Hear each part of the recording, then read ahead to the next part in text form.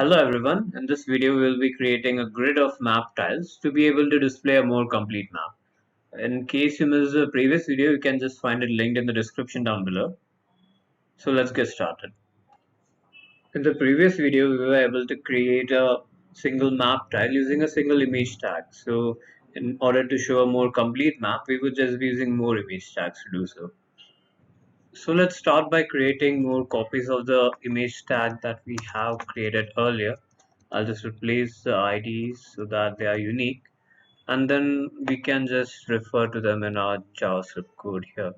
So let me just create more references so that it's easier for us to work with. So image 2 and image 3, and of course I need to update the IDs here too. Now that we have created our images and also included references for them, we actually need to think what source we need to assign to those images. So now that you can see that we have a tile here, if we want to display a map tile to the right of it, what parameters would we have to change?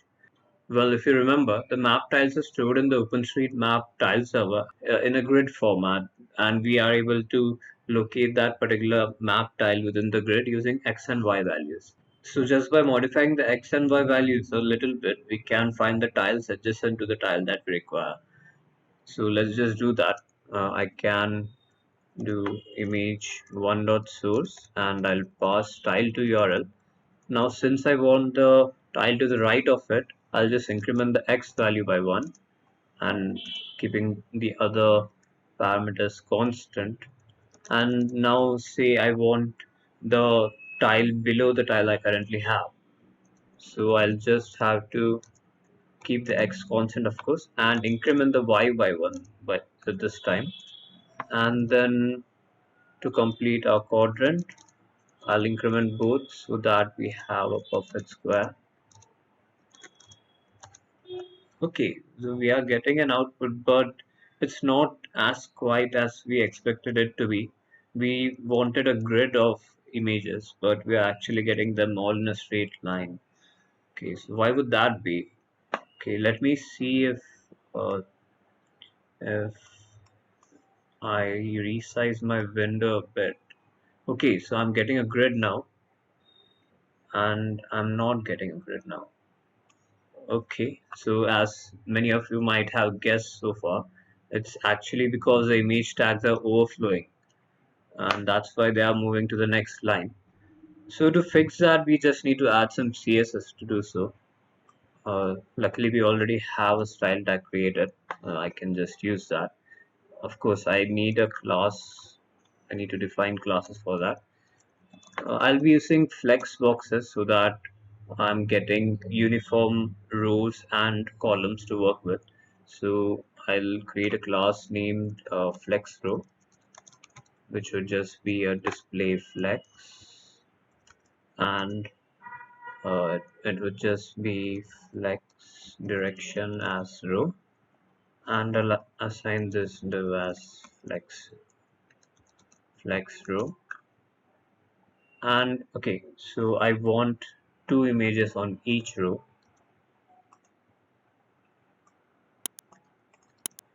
like that.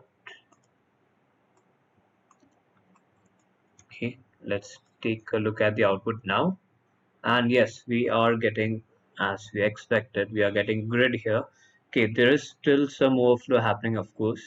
So okay, what if we don't want to deal with this overflow?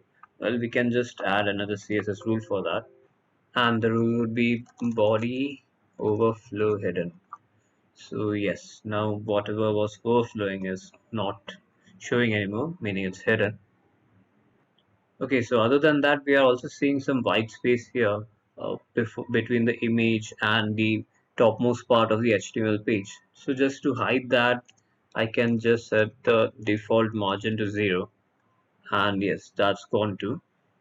Okay, now that's fine. But I'm still seeing some white space below here, and it's actually quite huge. And that's just because we don't have image styles. We didn't put any image styles to put there. So okay, so what if I change my window size here? Now I'm getting white space to the right part of the screen. So we will have to base our number of tiles that we create based on the window size of whatever browser the user is viewing our application in. So in order to do that, we will have to dynamically create our image tags and append them to the HTML DOM as required. So let me just resize my window back again and let's get started to do just that. Since we want to dynamically create an image, we can just create a function that would help us to do so. So I'll just name that function as create image, and maybe we want the image source to be assigned by this function itself. So let's just do that.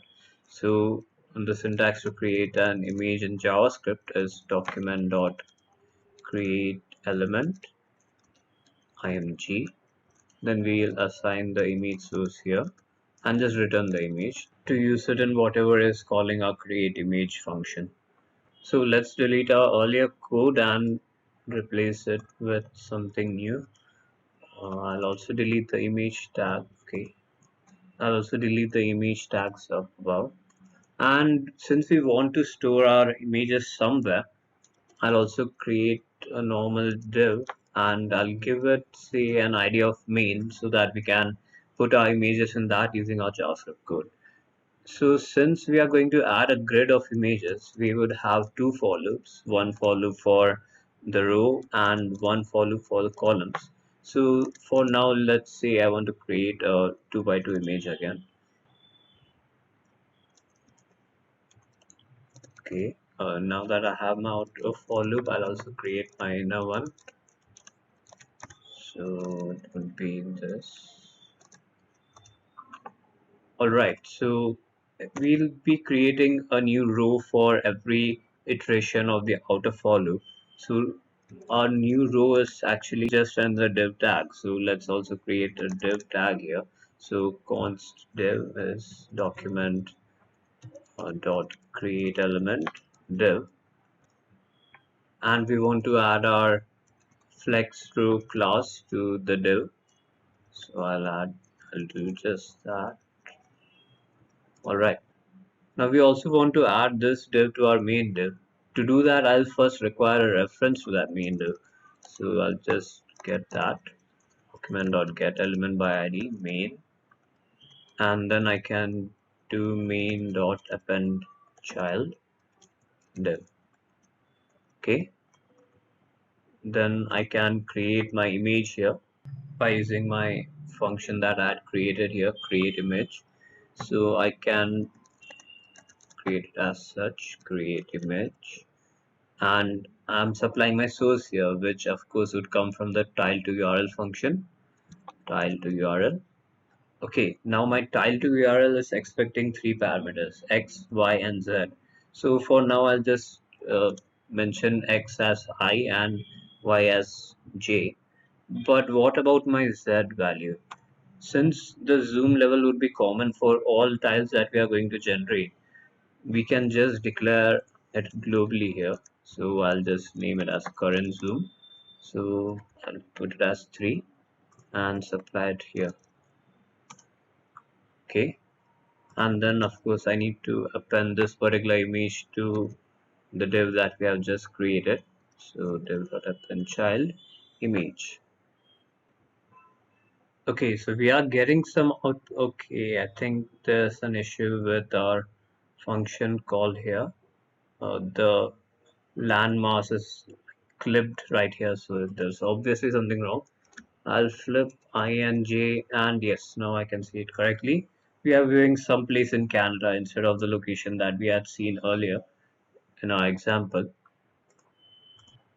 Now here I've taken arbitrary values for the maximum limits of I and J, but we actually want it to be the number of tiles that the client browser itself can contain.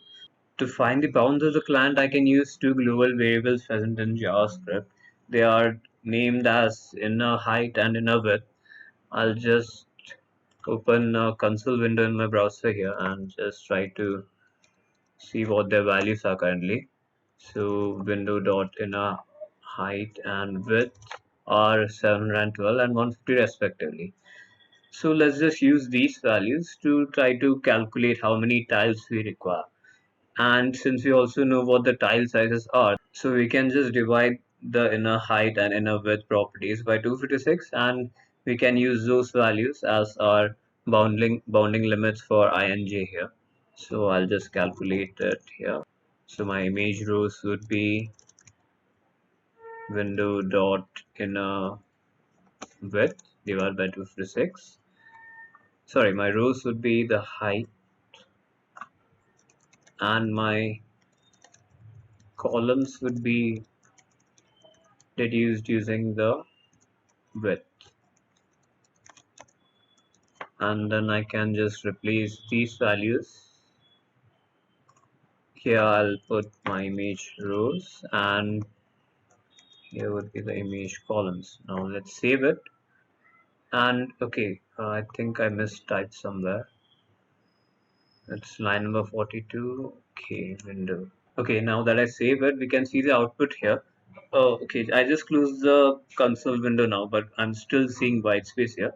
That's just because the inner width calculation that took place did take place when the console window was actually open. So it had only considered that much of the width of the page and did the calculation. So if I just refresh the page again, yes, you can see that it's actually occupying the entire window here. And if I full screen this and refresh again, yes, we are seeing a more bigger part of the map, and the entire page is filled with consecutive map tiles. In the coming videos, we will be adding functionalities like panning and zooming that would make our application more of an interactive map rather than just a static view of some corner of Canada. So thank you for watching, and see you in the next video.